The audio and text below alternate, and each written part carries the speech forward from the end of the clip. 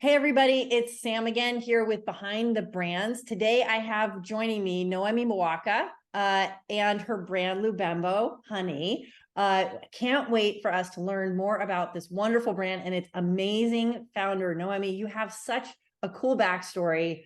I obviously have had the privilege of hearing about it ahead of this conversation, but for everybody listening or watching, tell us the whole thing.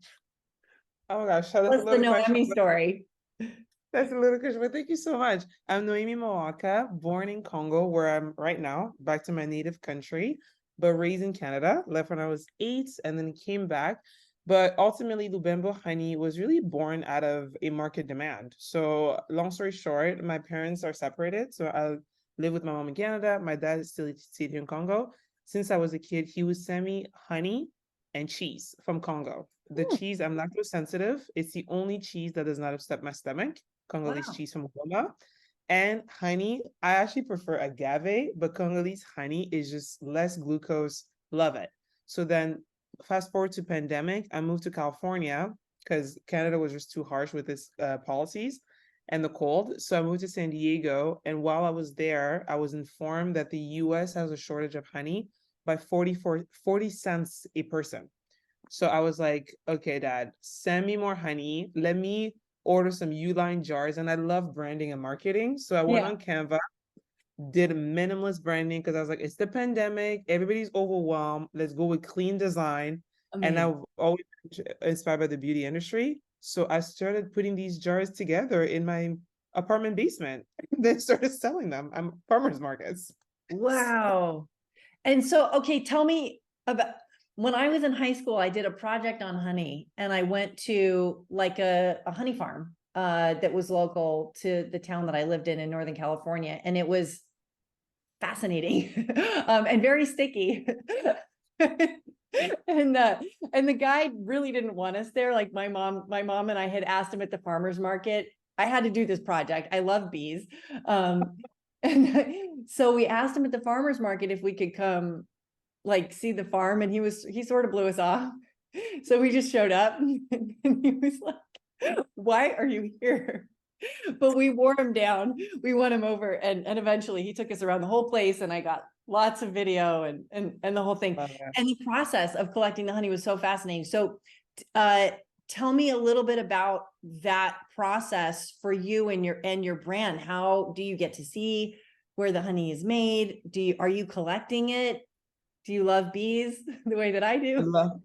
love it. So funny. Full transparency. Before I started this brand, I wasn't like a major like bee honey lover. Like I'm gonna be fully transparent. Yeah. It really started more as a market opportunity.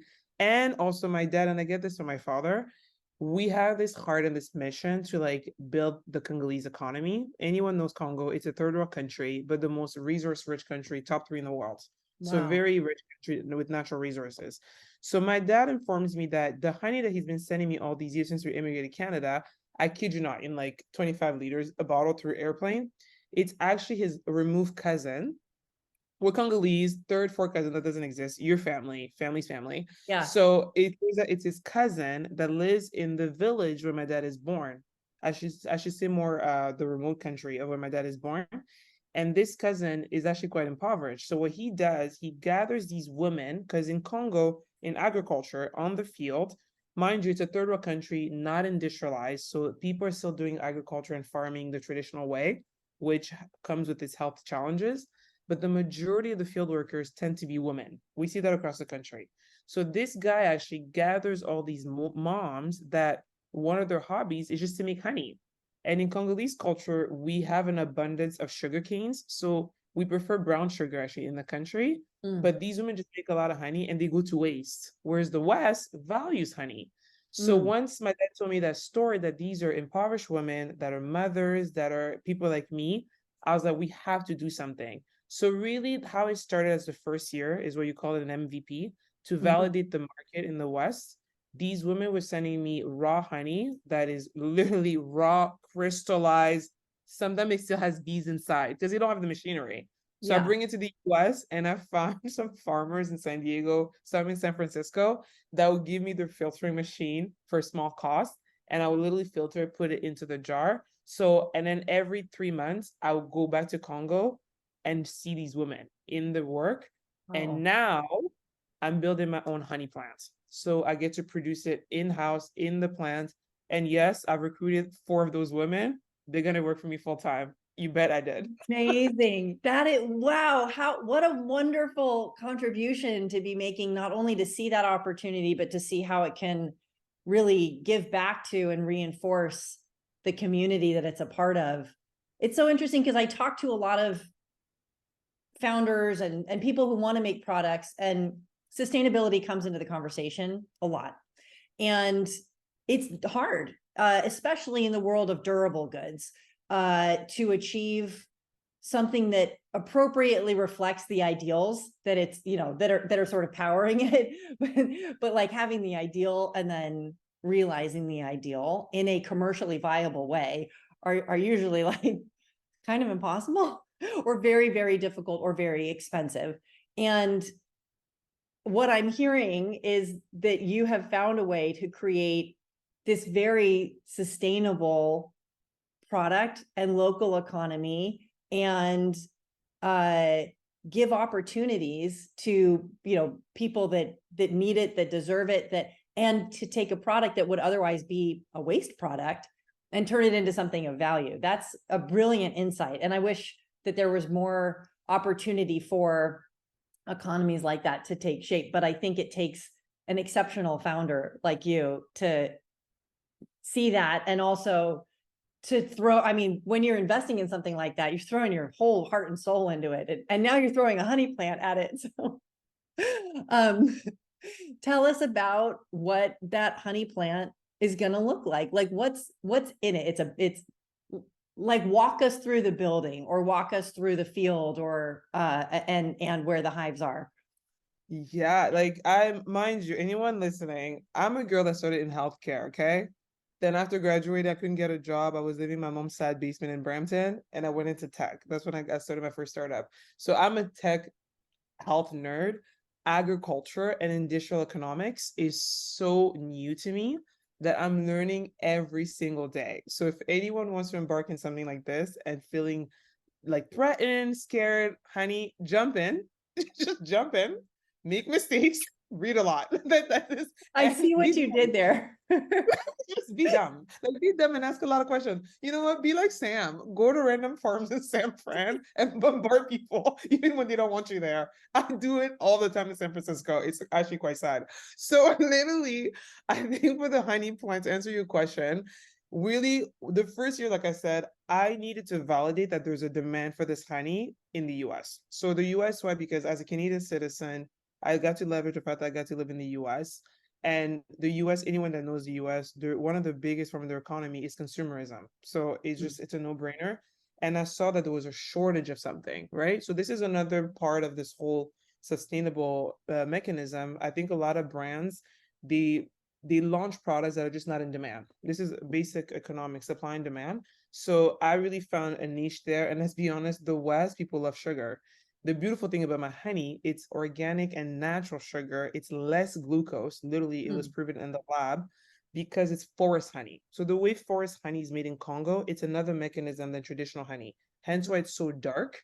And over time, it's like wine. It becomes more fermented and just tastier. So it's a different type of honey. So in terms of like the plant, so the first year was, okay, we have this artisan mechanism. Let's validate that there's a demand for the consumer in the West to buy it. Because the consumer in the West has more purchase power. Whereas here, there is less purchase power, but there's more raw material. So we validated that. But in all truth, with artisan, it's hard to scale. It's very hard to scale with artisan, even in terms of sales.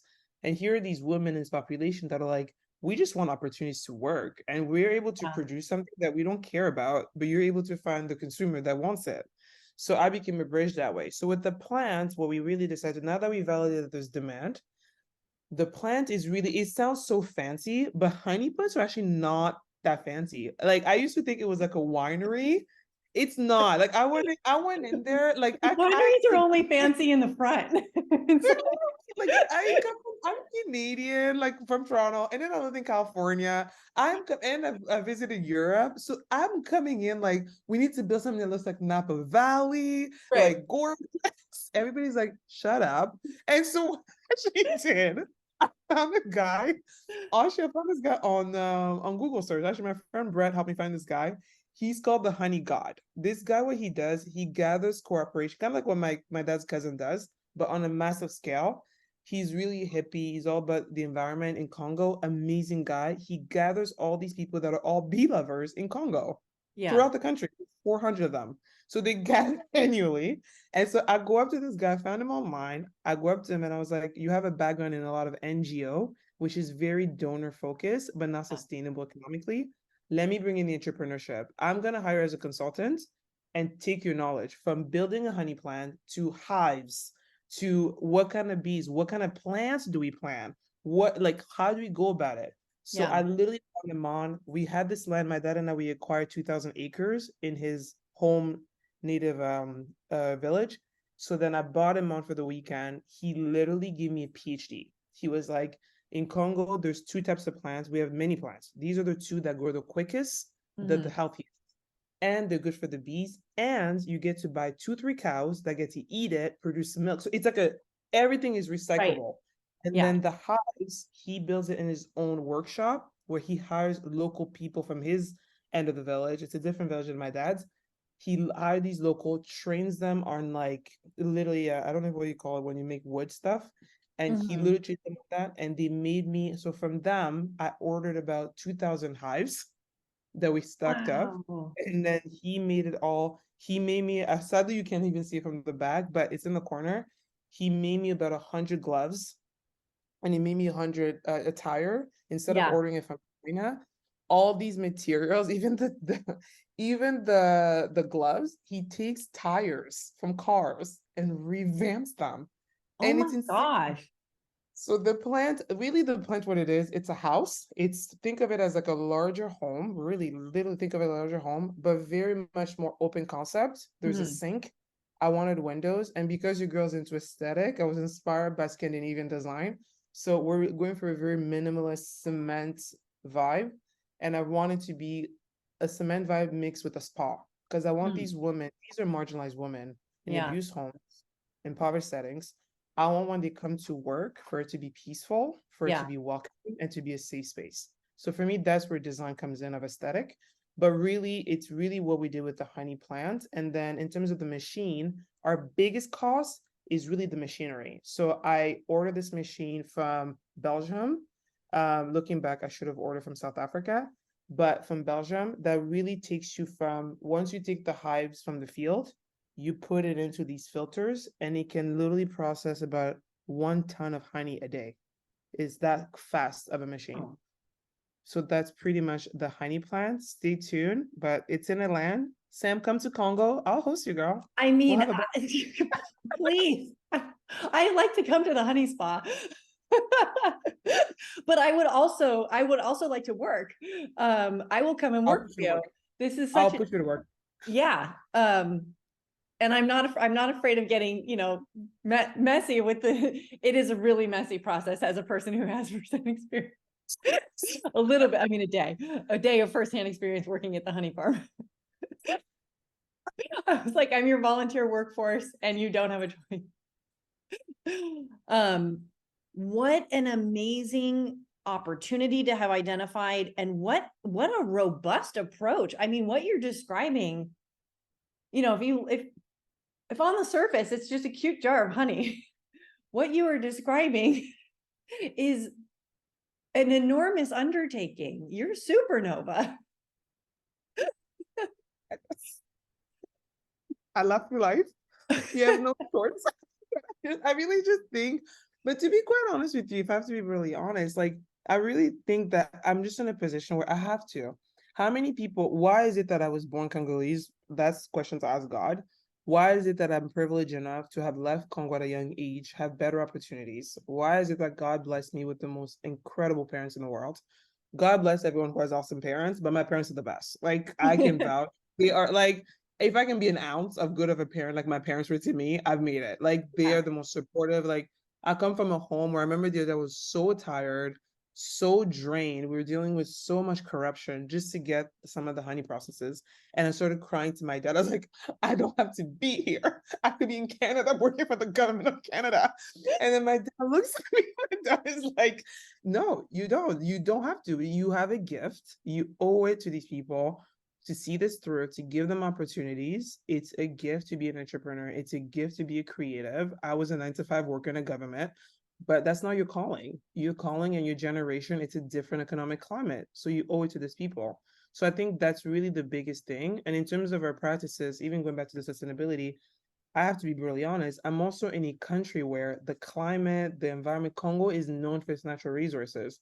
So the way we saw this farm, by the way, the farm is part of a bigger picture. The plant, the honey, is only one of the 5 pillars. We also do Knew there fish. was more.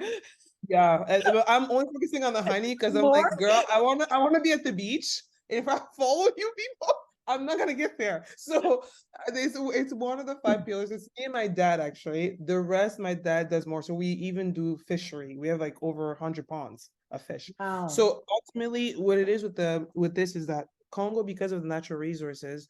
So even our farm, by the way, all the materials, the wood, the tables, it's all from so trees, we my dad was really big on this. If you're gonna cut down a tree, plant another tree. And Yeah. then because of the vegetation, they grow so fast. And we have our farm is in front of a river, so we were really good because it helps with electricity. Yeah. We have a lot of sand, so we have abundance of bricks. So everything that we built is recyclable within this whole land and it Complementary. reproduces. Wow. I want to hear about the 5 pillars. Can you, without you giving away any secrets that you can't give away yet, are the 4 more pillars? I hear one has to do with fish. Are the other 3 a secret, or can we hear them? No, I could quickly give you a run, and then the website is launching very soon anyway. So it's really more land development. So just to give you context, it's so hard for me to explain this from remote, but this is I hate the word village because it has colonial application, but it's the only word I can think of. Okay. This is literally, think of maybe a better word is suburbia or countryside. So think of Okay. a countryside outside of Kitchener, but that has not been developed since 1950 because we got our independence in 1960. Mhm. But 10 years before things started running down anyway. So these are populations that are displaced and abandoned. So when we got there, these lands, there was no roads. We were the first one to build roads. So we really started from And she scratch. builds roads, folks. Honey, you know what? I don't know what's going on here. But my dad really approached me. My dad's like, you're out of school. This is your time. This is your country. Come back, build. So the 5 pillars, really, the first one is palm oil, which is very controversial in the West, but really it should not be. And we're making sure to do ethical practices. But that's one of the biggest ones. The second one is my honey. That's one of the biggest one. Third is the fish. We have so much fish and so much. I wish I could just literally send you like a box. It do just growing wild. Yeah.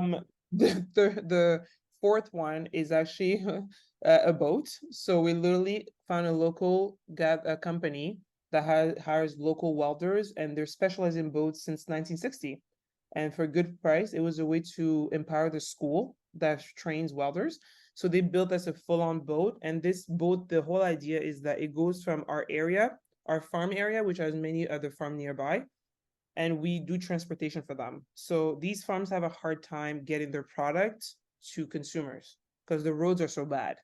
So this boat will be able to help with transportation and help them. And then the fifth one, I believe it's juicing. My dad has a thing for juices. The man wants to get into the pineapple juice industry. I'm like, Dad, just drink water. Man likes But juice. What can we say? just drink water. Like, but like, Well, no, if those are the fruit's there, there's too many. But really, my focus, really, the biggest focus is the honey. is the honey. I'm like, I can't be all over the place. Like, I have my honey, and I have my other tech startup. So I'm like, these are my only two focus, and that's it. Tell us about your other tech startup. Oh, so ultimately, what I did is that I'm very much passionate about promoting. I love promoting other businesses. I love it. I think it's the Canadian in me. I just want everybody to thrive and do well. Yeah. I know It's very kumbaya. It's very kumbaya. And I love marketing. I love branding. And it's something that in Congo, people are not very good at. So what I really did was that I started this account where it was just because I love restaurants, by the way. I like to cook, but I love restaurants. So I was exploring because I'm very adventurous. I was exploring all these restaurants and I was just posting them. I was like, oh my God, this is so cute. Check it out, blah, blah. And then I was like, oh, let me turn this into an app. And I come from a tech background. So I got my brother on board who's a developer. I was like, I'll give you equity in the company if you develop this app instead of me paying you. And then he was like, no problem. So we really created an app. Think of it as a combination of OpenTable and TripAdvisor Okay. in one. And now we have a couple spots on there, restaurants, we have hotel salons, and now we're gonna add real estate. And then the last pillar is gonna be payments. So we're gonna add an aspect of like Eventbrite kind of Yeah. thing, where these spots where they have events, they get to post it on there, and then we have digital gift cards. So that's my other app. What's the app called? I want to download it. Yeah, it's okay. So we started web-based first to validate demand, and Okay. we've only been up for 2 months. And per day we have like 100 interactions. So on Instagram, Kin 101. Spots, yeah, yeah, there. On Instagram, Kin Spots, so like Kinshasa Spots. So find us on Instagram. So that's the best way to keep up. And then the mobile is launching in 2 months. You're amazing. And I keep saying that, but then I keep thinking that the whole rabbit hole is just going deeper. um, and one of the things that I really am having an emotional response to about your story is how involved you've gotten with your family and helped them. And then also you've brought in family to help you. And you've created, I mean, family is the community that we're born with, but you're taking that approach of community building and not only reinforcing it with your family, where I think you have, it's easier to, force your dad to help you with something or force your brother to help you with something. But then also kind of expanding that point of view and that approach to what is genuinely a broader community, unless they're fourth cousins, in which case they're definitely just family.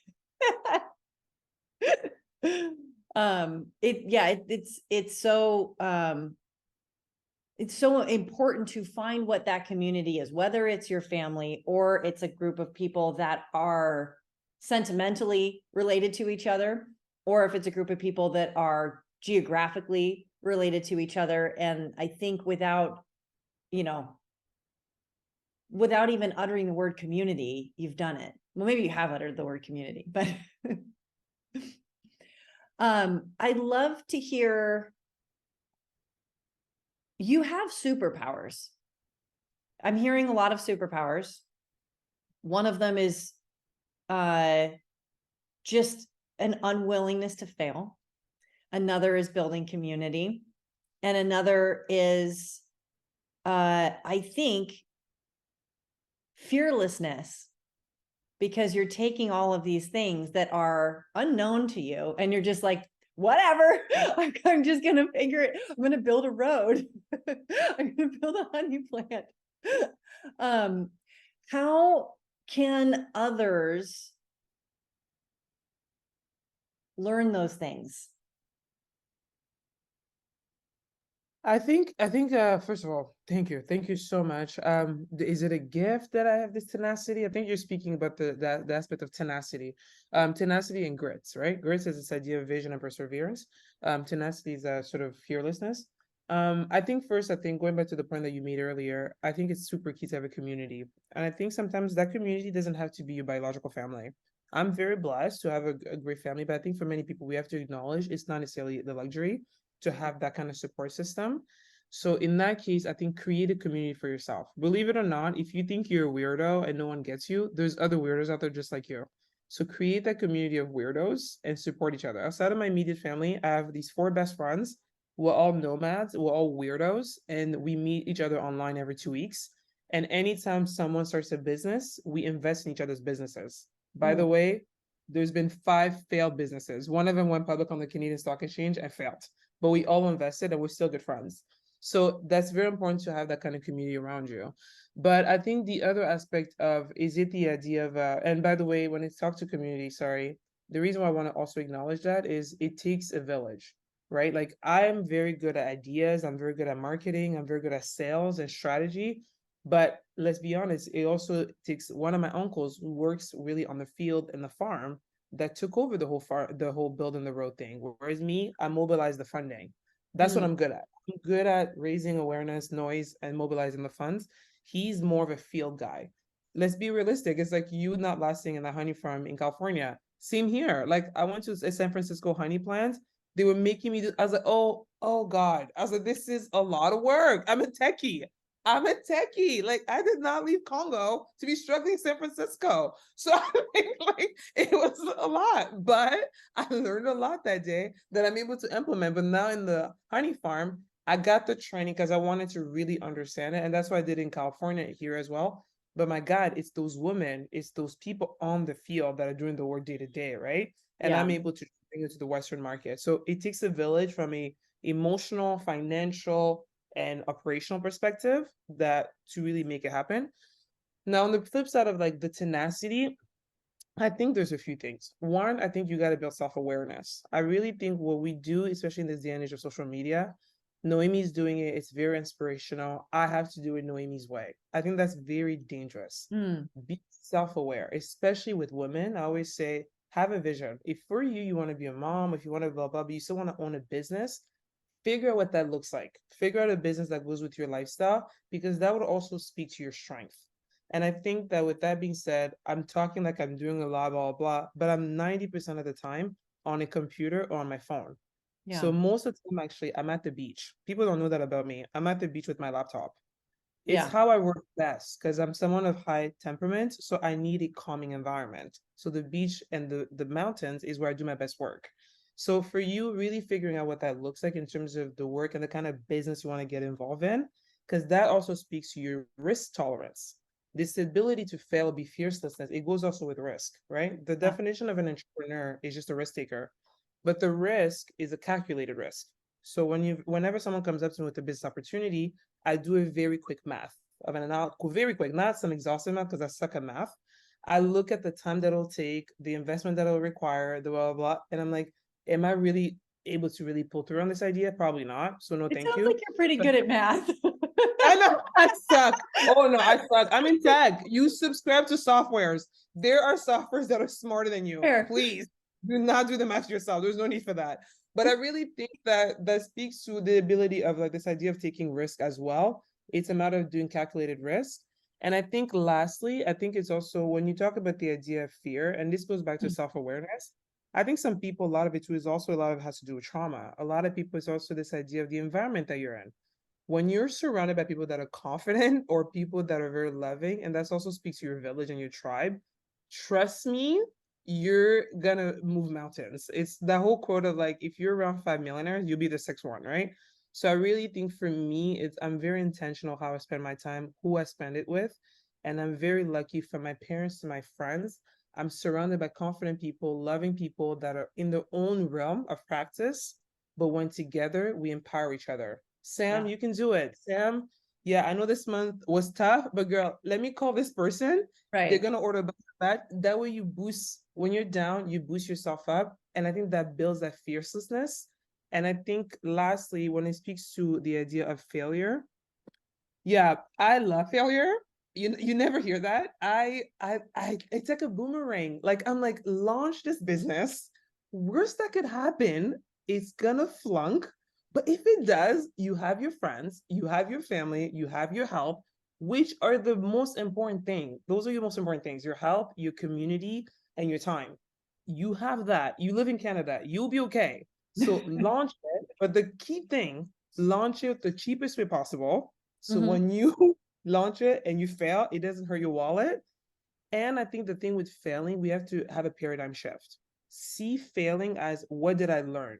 Not I'm a loser, not I'm a failure, which is another thing. Detach your worth to your business. It's a business, it's not you. It's not Mm, you. Detach. It's your business. It does not speak to you as a character. You are not a failure because this failed. You see the difference? So I yeah. think that's the paradigm that people have to develop. When's the book coming out? I mean, Sam, after the fishery, after you come to Congo, I don't know, Sam. I don't know. I some of these things. I mean, I've lived through a lot of failures professionally, What and entrepreneur hasn't? What uh, entrepreneur and hasn't? yeah, and they're incredible learning ground. And I think that the way that you're characterizing that is so refreshing and so needed. I think a lot of the things that you said, founders think they have to have an incredible amount of money or funding behind them to even try. And it's slow, it slows them down. It's like, well, nothing can happen until the fundraise. Like, well, what could happen before the fundraise? How can you bring what your strengths are? And then if one of your strengths is gathering other people, I mean, that's a really important one for an entrepreneur. So bring the fam, whoever it is, and just try, just make some experiments. And if the experiment works, make a bigger experiment. And so I on think, and so forth. and I think you honestly, like, you nailed it. And I think I was even listening to a podcast the other day from this founder. She's in England, beautiful woman. Forgot her name, but she's the founder of a beauty brand called Refi. I Mhm. use their primer, love it. Check it out. Their branding is like top notch. Refi, REFY, very minimal, my style. And she said, like, on the thing, she was like, here's the bottom line. I didn't know what I wanted to do until later in life. And then she was like, because of that, I quickly realized. So she became an influencer, and Just then she just got hunt. into the, huh? Yes, Yeah. queen, hottie, babe, queen. So Jess, love her, so chill, such a sweet girl, at least based on what I see online. But she said something that hit me hard. She was, yeah, she didn't know what she wanted. And then because of that, she fell into influencing. But one thing she always knew, she was like, I've always known that I'm good at making things look pretty. And Mm, I think in this creators economy, I call it the creators economy. We went from an industrialized economy after the war to a digital economy, .com and .boom era. Now we're in the creators economy. So we're shifting a bit. So yeah. people that get that shift are winning, right? And she was like, I knew how to make things look pretty. So to me, I look at someone like that. I'm like, if that's you, you're listening to this podcast today, you're like, I don't know what I want to do, but I'm good at branding. I'm good at making things look pretty. Honey, take that $500 or something, go on Alibaba or something, private label that crap, post it as much as possible, subscribe to Shopify for 20 bucks a month, start selling in the corner of your street. Or there's even another brand that I love out of Toronto, soap. Love that. They're a couple. The guy makes incredible, beautiful soap. His branding is genius. Is soap new and revolutionary? I don't think so. I really don't actually. Yeah. But the way he branded it, it's so beautiful that I started buying every holiday for the last 2 years. My family members, I buy his soap as Christmas gift. Yeah. So this is an example of someone that takes an existing business that's actually a boring business because soap is boring, and he just branded it differently and made it a different experience. And I really don't think the initial capital was that high. So Yeah. I completely agree with you. I think that the concept of an MVP is so owned currently by the digital economy, by products like software that for for which it's totally appropriate and has a very specific meaning. And I think that sometimes it can intimidate people to think of that same exercise in the context of a physical good, because things that are physical feel so immutable, feel so done. And as you're saying, you can just iterate until it gets better and better and better. My first product was like Sculpey, like a silicone. Well, it wasn't silicone, but the silicone spatula came from a Sculpey project, like in my apartment. And then I was like, okay, let me put this on a chopstick. I like a chopstick and like a bucket of silicone. I'm like, oh, that worked. All right, it started so simply. And for me, it started as a project. These brands, they can start as projects, or they can start as experiments, and they can really become something, but they don't, it's a lot of pressure to put Yes. on an idea at the beginning that it must be totally resolved. Or Um, perfect. or perfect. Perfection. Yeah. Let's let go of perfectionism. Let go. Yeah. I think that's great advice. Well, there are so many things that are next on the roadmap, both for you and for Lubembo Honey.